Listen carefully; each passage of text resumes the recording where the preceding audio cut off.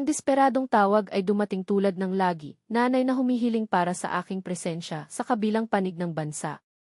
Namamatay ako, anak na babae, halika na tulungan mo ako.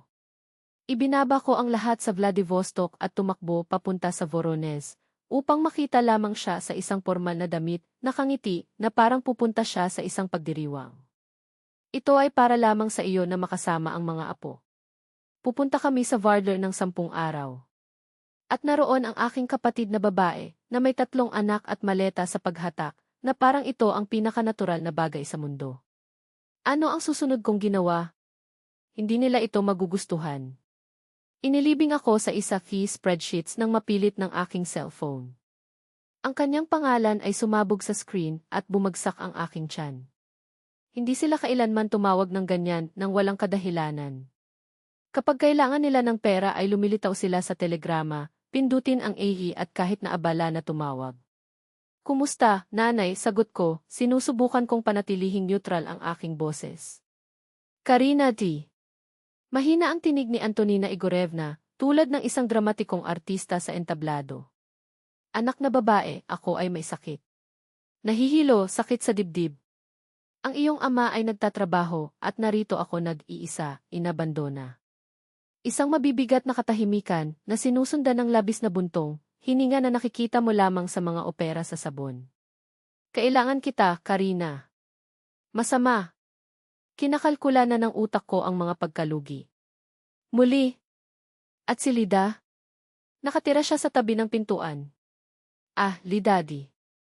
Isa pang buntong, hininga. Sa 3 anak, mahirap na bagay, wala siyang oras para sa kanyang sariling ina. Siyempre. Si Lida, ang perpektong anak na babae, palaging abala kapag ang paksa ay hindi sa kanyang sarili. Mangyaring anak na babae. 2 linggo lamang hanggang sa gumaling ako. Tiningnan ko ang screen, 3 proyekto huli, ulat na dapat bukas, si Anton Petrovich na umaasa sa akin. Ngunit paano mo maitatanggi ang isang may sakit na ina? Pupunta ako roon sa araw pagkatapos bukas, sagot ko, naisip ko kung paano ko ito bibigyan ng katwiran sa trabaho. Magagamit lamang ang mga tiket para sa Sabado, na may isang pagtigil sa Moscow. 4 na oras ng paghihintay sa Domodedovo. 15 oras ng paglalakbay sa kabuuan. 4 na taon nang hindi nagtatakda ng paa doon. 4 na taon ng kapayapaan, walang hinihingi, walang manipulasyon. Mga mensahe lamang kapag kailangan nila ng pera. Sa gabi, naimpak ko ang aking maleta at itinakda ang aking alarma sa loob ng 4 sa umaga. Nag-iisa akong nanirahan sa isang inuupahang apartment sa Vladivostok, sa kapitbahayan ng Segundarechka. Hindi ito sinasadya. Ito ay diskarte. Ang flight ay lumipas tulad ng isang masamang panaginip. Ang isang Yandex taxi ay bumagsak sa akin sa lumang kapitbahayan, mga bahay na may mga hardin ng Georgian, pagbabalat ng mga palaruan, park na mga sikat na kotse. Ang bahay ng ladrilyo ng aking mga magulang, kasama ang puting pang, aawit na ngayon ay mukhang mas marumi. Kumatok ako sa pintuan gamit ang aking puso sa aking lalamunan. Binuksan niya ito, beaming. Hindi magagawang buhok, masiglang kolorete, mga hikaw na tumutugma sa blusa. Nanay, hindi ka ba may sakit? Hinila niya ako sa loob, tumatawa. Ah, anak na babae, ito ay isang paraan lamang para sa iyo na dumating. Sorpresa! Tumayo pa rin ako, hawak pa rin ang maleta, habang sinubukan ng aking ulo na iproseso. Mula sa silid ay tumawa. Tingnan kung sino ang narito. Inihayag niya ang matagumpay. Nandoon silang lahat, ang aking ama sa sopa, na nagpapanggap na basahin ang balita, nakikipag-usap siya sa kanyang asawang si Misha, at ang kanyang 3 anak, sina Eva, Tioma at Little Zoya, na alam ko lamang mula sa mga larawan. Karina, hindi ako makapaniwala na dumating ka, sabi ni Lida, na may ngiti na laging gusto kong suriin ang aking pitaka. Kumusta ang biyahe, anak na babae? Tanong sa aking ama, nang hindi tumingala mula sa kanyang cellphone. Sinabi ni nanay na namamatay siya. Tumawa siya, tulad ng ito ang pinakanakakatawang biro ng taon.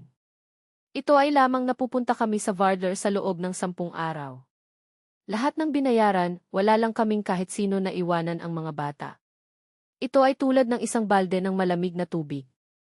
Sa madaling salita, blatantly siya ay nagsinungaling upang gawin akong tumawid sa bansa at mag-drool sa kanyang mga apo. Huwag kang magpalaki, snort ni Lida. Ang trabaho sa opisina ay hindi isang pabrika. Umupo ka lang sa computer. Naramdaman kong sumunog ang mukha ko. Mayroon akong mga deadline, ang mga proyekto ay huli, kumuha ako ng walang bayad na iwanan dahil dito. Ito ang pamilya, Karina, sabi ng aking ina, na parang isang aralin sa moral. Tulungan ang bawat isa. Sina Lida at Misha ay hindi pa naglalakbay sa maraming taon. Ang iyong ama at ako ay hindi pa nakapunta sa dagat mula nang magpakasal kami. Mahalaga ito. Tiningnan ko ang mga nasisiyahan na mukha nang walang pahiwatig ng kahihiyan. Ang pamilya ko. Nagsinungaling sila na manipulate ako at ngayon inaasahan nila akong kumilos tulad ng mabuting anak na babae. Ang tagapagligtas sa tungkulin. Maaari itong sumabog, itinapon ang mga taon ng pagkabigo sa kanilang mga mukha.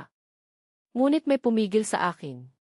Siguro ang ugali ng pagiging pag-unawa kay Karina. O baka isang plano na nagsimulang mabuo. Huminga ako ng malalim at pinilit ang isang ngiti. Alam mo kung ano? Tama ka. Ang pamilya ay tumutulong sa bawat isa. Kailan ang flight? Ang pag-igting sa silid ay sumingaw. Pumalakpak pa ang ina ko. Hindi ba ko sinabi sa iyo? Alam kong mauunawaan mo. Ang araw pagkatapos bukas, baby. Magiging napakabuti. Sa hapunan, pinaglingkuran niya ang marino ng kanyang pasta, ang tanging bagay na alam niya kung paano gawin ng tama. Lahat ng tao ay nag-uusap tungkol sa biyahe. Nakakuha kami ng isang hindi paniwalang diskwento. Ipinagmamalaki ng aking ama na tinutulungan ang kanyang sarili sa mas maraming pagkain. Seaside Guesthouse, lahat ay kasama. Umiti ako habang sinusubaybayan ko ang bawat hakbang. Si Misha, asawa ni Lida, ay nag-usap tungkol sa mga jeep tour na pinaplano niya. Bahagya kong kilala siya. Sa 6 na taong pag-aasawa, nakita namin ang bawat isa ng 3 beses. Para siyang isang normal na tao, ngunit hindi rin niya pinalampas ang pagkakataon na samantalahin ang gawain ng ibang tao. Narito ang lahat ay nakasulat, Karina. Ibinigay sa akin ng aking ina ang isang listahan. Nagising si Zoya sa gabi, ngunit ang Chioma at Eva ay natutulog ng maayos. Si Chioma ay hindi kumakain mula sa parehong ulam tulad ng iba. Kailangan ni Eva na matulog ang kanyang kumot, kung hindi man ay magtatapon siya ng isang tantrum. Gumawa ako ng isang mental na tala. At ang Chioma ay allergy sa mga strawberry, dagdag ni Lida. Si Eva ay may football Martes at Huwebes sa sports school number 7 sa Moskovsky Avenue. Walang problema, sumagot ako na nailarawan kung gaano pakinabang ang lahat. At hindi ako nagkaroon ng kotse sa buhay ko. Ngunit naisip nila na makakahanap ako ng isang paraan tulad ng dati. Pagkatapos ng hapunan, si Lida at ang kanyang pamilya ay umakyat sa silid ng panauhin. Ang aking ama ay nakabukas ng hockey sa G, ang aking ina ay nagpunta upang hugasan ang pinggan. Sinamantala ko ang sandali at nakatakas sa kung ano ang wala na sa aking silid. Ngayon, isang silid ng imbakan, mga kahon na nakasalansan sa kisami. Ang kama ay nagtulak sa sulok tulad ng isang nakalimutan na piraso ng kasangkapan. Umupo ako sa kutso ng creaky, isinara ang pintuan at kinuha ang telepono. Ang aking mga daliri ay nanginginig ng bahagya habang dial ko ang numero ni Anton Petrovich. Karina, kumusta ang iyong ina? Tanong niya, diretso sa punto. Hindi eksakto kung paano ko naisip. At pagkatapos, nang walang mga filter, gumuho ako, ang naimbento na sakit, ang sapilitang kipahinga, ang bitag ng pamilya. Tahimik siya sandali. Ano ang isang pamilya, ha? Ang kanyang tinig ay tuyo, halos klinikal. Ito ay lampas sa mga limitasyon. Naramdaman kong nasusunog ang aking mga mata. Paumanhin sa pag-iwan ng trabaho dahil dito. Huwag humingi ng tawad. Pinutol niya, matatag. Kumilos ka sa mabuting pananampalataya. Isang pahinga. At ngayon? Ano ang gagawin mo? Hindi ko alam. Ang tanging katiyakan ay ang pagnanais na bumili ng isang tiket sa pagbabalik sa segundo. Magagawa mo iyon. Ang kanyang tugon ay hindi inaasahan. O maaari mong sa wakas ay kumuha ng iyong sariling pahinga. Pagkatapos ng lahat, kinuha mo na ang iyong bakasyon. Masiyahan tulad ng isang normal na tao. Kumurap ako. Ang ideya ay naka-hook sa akin agad, tulad ng isang matalim na kawit. Seryoso. Siyempre. Parang halos nakakaaliw siya. Naibalik na namin ang lahat dito. Huwag magmadali, Karina. Matapos ang sirko na ito, nararapat ka. Naghang ako at, nang walang pag-aaksaya ng anumang oras, binuksan ang notebook. Kung ang pamilya ay pupunta kay Adler, kailangan ko ng isang bagay na malayo, mas mahal, mas maluwalhati. Ang Turkey ay lumiwanag sa screen tulad ng isang beacon. Antalya, white sand beaches, ang sapphire-hued Mediterranean. At isipin ito isang all-inclusive resort na may mga bakante sa araw pagkatapos bukas, sa parehong araw ay aalis sila. Nag-book ako ng walang pag-aalangan. Pagkatapos ay nakakita ako ng isang flight sa umaga, nang maaga na magpapahintulot sa akin na mawala mula sa mga oras ng lungsod bago sila umalis para sa tanghalian. Ako ay magsasipsip ng isang mojito sa tabi ng pool nang sila ay nasa trapiko pa rin sa paliparan. Kinaumagahan, nagkasundo ako ng pagkakasangkot sa kaguluhan ng pamilya. Ang aking ina at Lida ay tumakbo sa paligid ng mga listahan tulad ng mga walang ulo na manok. Sinusuri ng aking ama ang mga dokumento sa daang oras. Ang mga bata ay tumatalo na may kaguluhan. Sinamantala ko ang isang loophole at nakataka sa Chekhov Gallery. Bumili ako ng isang bagong bikini, sunscreen, isang pareo at sandalyas. Lahat ng bagay na kailangan para sa isang Turkish all-inclusive. Itinago ko ang mga pagbili sa ilalim ng maleta, camouflaged sa mga damit. Nagkaraniwan. Sa gabi, sinuri ko ang aking mga tiket at reserbasyon sa hotel sa huling pagkakataon. Lahat napakahusay. Isang sakit ng pagkakasala para sa mga pamangkin, hindi nila kasalanan, ngunit pagkatapos ay naalala ko kung paano sinamsam ni Lida ang aking trabaho, kung paano ang aking mga magulang ay walang mali na nagsinungaling ako dito. Isang buong buhay na ganyan. Palagi akong huling pagpipilian. Ang mga alaala ay bumalik tulad ng mga kutsilyo. Sa 12, nagluto ako ng hapunan at pinatay ang sahig habang lumabas si Lida kasama ang kanyang mga kaibigan.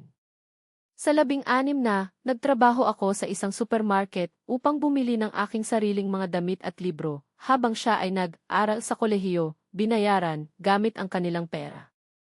Para sa akin, hindi isang sentimo. Pinatay ko ang aking sarili para sa mga iskolar at mataas na marka, at nang tumakbo ako papunta sa malayong silangan, walang nagmamalasakit. Nagpakita lamang sila kapag kailangan nila ng pera. Ilipat ito sa Sber, ibabalik namin ito. Ang pagbabalik? Hindi ito dumating. At ngayon, ang taas ng pangungutya, faking isang malubhang sakit upang maging isang libreng babysitter. Hindi. Hindi na ako makaramdam ng pagkakasala. Ginawa nila ang kanilang mga pagpipilian. Ngayon ay ang aking oras. Sa araw ng pag-alis, nagising ako ng 5 oras. Ang aking paglipad, 8:08 ng umaga.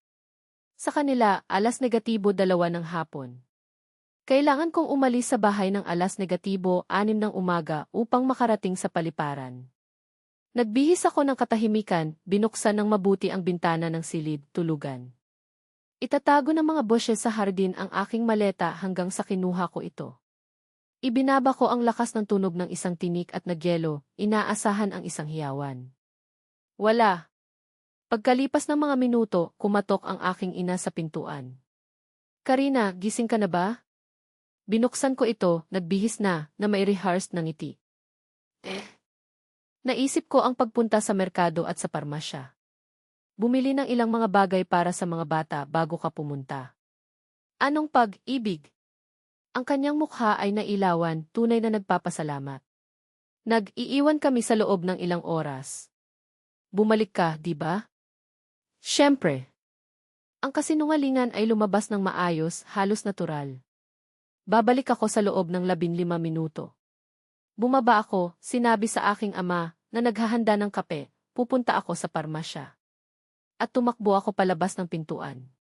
Naglakad ako sa paligid ng bahay, inagaw ang maleta mula sa mga bushes at nagmartsa sa kalye na may mga matatag na hakbang. Sa sandaling lumingon ako sa sulok, nagsawa ako ng taxi. Sa paliparan, mangyaring. Pinatay ko ang aking cellphone. Ang lobby ni Chertovitsky ay nakaimpek, ngunit wala sa mahalaga.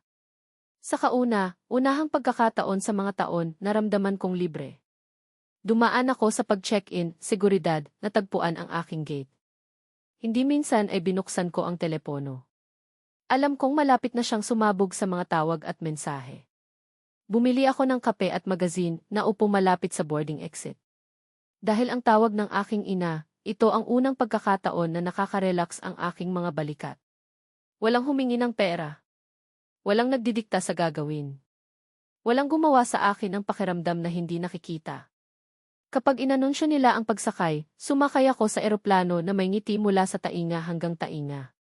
Umupo ako sa tabi ng bintana, sinaksak ang aking seatbelt at pagkatapos ay tumingin lamang sa oras. Nasa agahan sila, naghahanda para sa biyahe, nang walang kaunting ideya na ang kanilang libreng babysitter ay taxi sa landas. Ang flight ay lumipas tulad ng isang panaginip, 3 oras ng purong kasiyahan. Napanood ko ang isang pelikula, natulog, pinilit ang aking sarili na huwag isipin ang iskandalo na dapat na nangyayari sa bahay. Nang makarating kami sa Antalya, halos tanghali ng lokal na oras. Habang naghihintay para sa aking bagahe, pinihit ko ang aking cellphone. Nababaliw siya. 27 mga hindi nakuha na tawag. 42 mensahe. Tiningnan ko ang mga abiso. Nasaan ka, Mommy? Tumawag ngayon. Tatay, kung hindi ka na bumalik sa loob ng 10 minuto, makaligtaan namin ang paglipad. Karina, hindi ito nakakatawa. Saan ka nagpunta? Nanay, ikaw ay isang suklam na makasariling tao. Lida. Ang mga mensahe ay naging mas acidic. Inilayo ko ang telepono nang hindi sumasagot, kinuha ang aking maleta at umalis upang mahuli ang paglipat ng hotel. Tinanggap ako ni Antalya ng init at simoy ng dagat. Ang perpektong kombinasyon. Ang driver ay nag-chat, ginugol niya ang 40 minuto ng paglalakbay na uusapan ang mga talo ng Den at ang sinaunang lungsod ng Kali. Ang hotel ay lumampas sa lahat ng mga inaasahan, puting mga gusali ng estilo ng Rixos, mga pool na malinaw na kristal, mga puno ng palma at ang dagat ay itinapon lamang ng isang bato. Nag-check-in ako, naligo at, pagkatapos lamang, nakasuot ng aking bagong bikini, nagpasya akong harapin ang aking pamilya. Dinala ko ang aking ina. Sumagot siya sa unang singsing. Karina, ond. Nasa trike ako. Kalmado ang boses ko, halos matahimik. Sa Vancha Hotel. Katahimikan. Ano ang bagay na walang kapararakan na ito? Bumalik ka na ngayon. Dahil sa iyo, miss namin ang paglipat. Anong kahihiyan? Umiti ako kahit na hindi niya ito makita. Ngunit hindi ako babalik upang alagaan ang iyong mga apo. Nag-utos mo ba iyon? Ang kanyang paghinga ay tumama. Itinakda mo ba ang lahat? Armed. Ang kabalintunaan ay matamis. Uri ng tulad ng kung paano mo set up ang kagyat na sakit na ito upang mapunta ako. Iba ito. Kailangan namin ng tulong. At naisip mo na ang pagsisinungaling ay ang pinakamahusay na paraan upang gawin ito. Ang aking boses ay tumaas, ngunit hindi ako nawalan ng kontrol. Hindi mo rin tinanong kung maaari ba akong manatili sa mga bata. Manipulated lang sila. Ang kapatid mo. Ang iyong anak na babae ay maaaring umarkila ng isang nurse. O nagtanong ng matapat. Sa halip, nag-imbento sila ng isang sakit. Akala ko talaga namamatay ka. Choked siya. Pagkatapos siya spat. Sinira mo ang lahat. Nakansela ang paglilibot. Ang operator ay singili ng multa para sa pag-alis. Humihingi talaga ako ng paumanhin. At ito ay totoo. Siguro ituturo ito sa kanila na igalang ako ng kaunti. Igalang?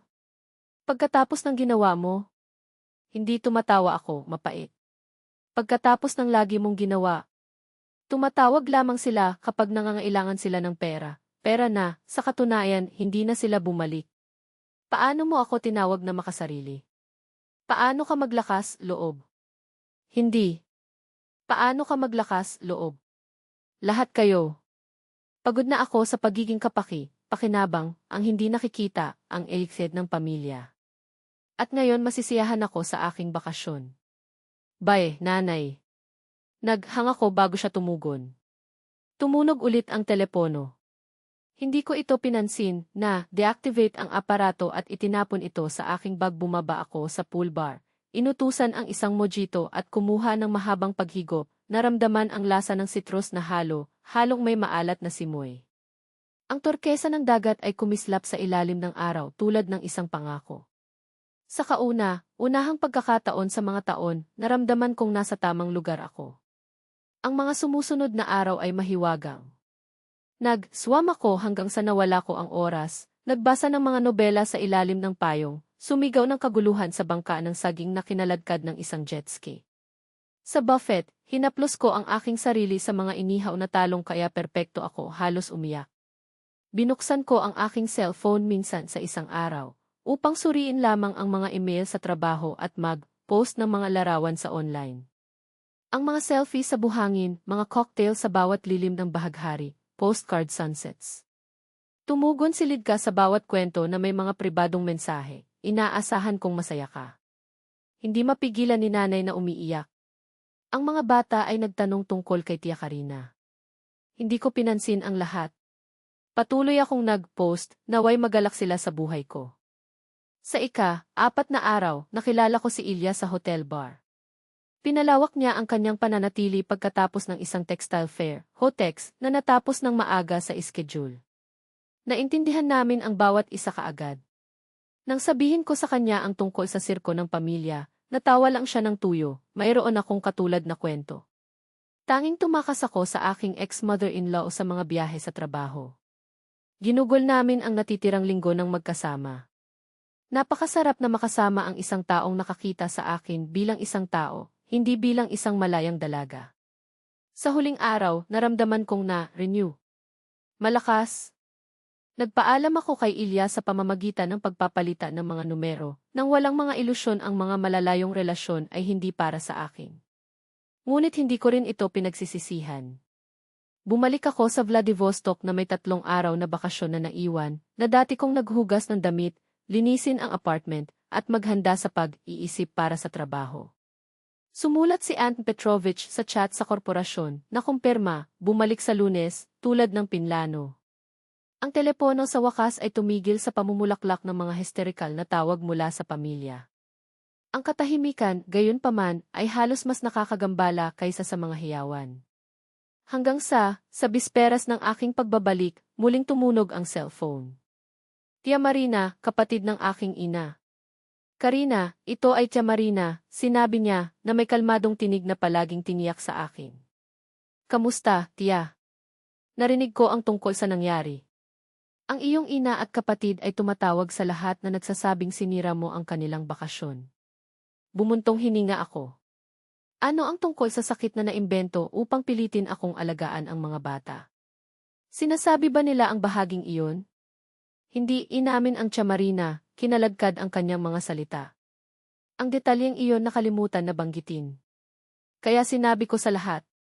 Ang farce ng sakit, ang blackmail kasama ang mga bata. Ang karaniwang teatro. Kapag natapos ako, may mahabang katahimikan sa kabilang dulo ng linya. Bozimoy, sa wakas ay sumabog siya. Ang iyong ina ay palaging isang first class na aktres, ngunit ito ay labis. Alam mong naniniwala ako sa iyo, hindi ba? Salamat, bulong ko, masikip ang aking lalamunan. Karina, ang ginawa mo ay matapang, nagpatuloy siya. At hindi kita hahatulan. Minsan ang mga tao ay nangangailangan ng isang balde ng malamig na tubig upang magising. Nag-usap pa kami. Nang mag-hang up ako, nakaramdam ako ng ginhawa na hindi ko alam sa maraming taon. Hindi bababa sa isang tao sa pamilya ang nasa tabi ko. Kinabukasan, bumalik ako sa opisina. Tinanggap ako ni Ant Petrovich ng may ngiti. Maligayang pagdating. Kumusta ang Turkey? Kahanga-hanga, sagot ko, taimtim. Salamat sa payo. At ang sitwasyon ng pamilya? Ibinagsak ko ang aking balikat. Dramatiko pa rin. Ngunit hindi ko nahahayaang mapunta ang aking sarili. Ang mga linggo ay mapayapa ang lumipas. Walang mga tawag sa telepono mula sa mga magulang o lidka. Nalunod ako sa trabaho, inayos ang mga naantala na proyekto at, sa aking sorpresa, nagsimulang makipagpalitan ng mga mensahe kay Ilya. Tumawag siya mula sa Moscow isang gabi na nagsasabing hindi niya ako maiiwasan sa kanyang isipan pagkatapos ng Turkey. Isang buwan pagkatapos ng aking insidente na Turkish, sa isang Martes ng gabi, muling tumunog ang telepono. Siya ito. Kumusta? Sumagot ako, handa na. Karina, ang tinig ng aking ina ay panahunan. Kumusta ka? Mabuti. At ikaw? Mas mabuti, tuyo siyang sagot. Naghintay ako. Alam kong marami pa. Ang ginawa mo ay napakasakit, nagpatuloy siya. Nawalan kami ng kapalaran sa mga tiket at reserbasyon. Sinisingil ng operator ang walang katotohanan na multa. Walang paghingi ng tawad sa kasinungalingan. Walang pagkilala na sinubukan nila akong manipulahin. Ano ang isang kahihiyan, sagot ko, malamig. Sa susunod, umarkila ng isang nurse sa halip na mag-imbento ng mga sakit upang linlangin ako. Bumuntong, hininga siya ng malalim. Hindi kami nagsisinungaling. Kami lang pinalaki ng kaunti. Ito ay kung paano gumagana ang pamilya. Tumutulong kami sa bawat isa. Hindi na itama ko. Tumutulong ka sa bawat isa. Naghahatid lang ako kapag may kailangan sila. Kailan ang huling oras na tumawag lamang sila upang makita kung paano ako? Hindi humingi ng pera, hindi humingi ng mga pabor. Para lang makausap ang kanyang anak na babae. Katahimikan. Iyon lang, natapos na ako. At ano ang gusto mo kung gayon? Tanong niya, halos sa isang bulong. Kung nais mo ng isang tunay na relasyon sa akin, kailangan itong maging isang two-way na kalye. Kailangan kong pakiramdam na pinahahalagahan ako, hindi lamang ginagamit. Isa pang pause. Mahaba. Iniisip ko ang sinabi mo, ipinangako niya, bago mag-hang up. Tinitigan ko ang telepono, hindi alam kung ito ang simula ng isang pagkakasundo o pangwakas na kuko sa kabaong ng aming mga bono. Ngunit sa unahang pagkakataon, hindi ako nagsisisi na tumayo para sa aking sarili. Isang mensahe mula kay Lidka ang dumating sa susunod, hinihiling sa iyo ng mga bata. Walang paghingi ng tawad. Walang pagkilala sa pagkakasala. Isa pang pagtatangka na manipulahin ako sa mga bata. Lidka, totoo sa iyong script. Hindi ako tumugon. Nagpapatuloy ang buhay. Nakatanggap ako ng promosyon sa trabaho. Ngayon pinangunahan niya ang isang buong departamento. Dumating si Ilya sa Vladivostok para sa isang katapusan ng linggo. Dinala ko siya sa Soka or Linaya Viewpoint sa Takharsky Lighthouse. Nag-sign up ako para sa isang travelers club at gumawa ng mga bagong kaibigan. 3 buwan pagkatapos ng Turkey, tumawag muli si Tia Marina. Sa palagay ko nais mong malaman, Anya. Inamin sa akin ng iyong ina na nagkamali sila nang nagsinungaling sila sa iyo. Siyempre, hindi mo ginamit ang mga salitang iyon, tumatawa siya, mapait. Hindi, ngunit sinabi ko na dapat ay humingi sila ng tulong ng direkta, sa halip na gumawa ng mga dahilan. Para sa kanya, ito ay halos isang mea culpa. Natawa talaga ako sa oras na ito. Ipagpalagay ko na. Bigyan sila ng oras, Karina. Ang mga ito ay matigas ang ulo, ngunit mahal ka nila. Ang kanilang daan. Ang kanilang paraan, paulit-ulit ko, marahan. Hindi ito perpekto, ngunit ito ang mayroon sila, pilosopisadong Tia Marina. Matapos ang tawag, gumugol ako ng maraming oras sa pag-iisip tungkol sa pamilya na ipinanganak tayo at ang pamilya na pinili natin. Ginugol ko ang maraming taon na sinusubukan upang makuha ang pag-apruba ng aking mga magulang at kapatid na babae. Hindi ko ito ginawa. Siguro hindi ko kailanman gagawin. At sa unahang pagkakataon, napagtanto ko na maaaring maging okay ito. Nagtayo ako ng magandang buhay. Isang trabahong mahal ko, mga kaibigan na pinahahalagahan ako. Si Vam, isang pangako na relasyon kay Ilya. Hindi ko na kailangan na maging family doormat upang makaramdam ng karapat, dapat na pag-ibig.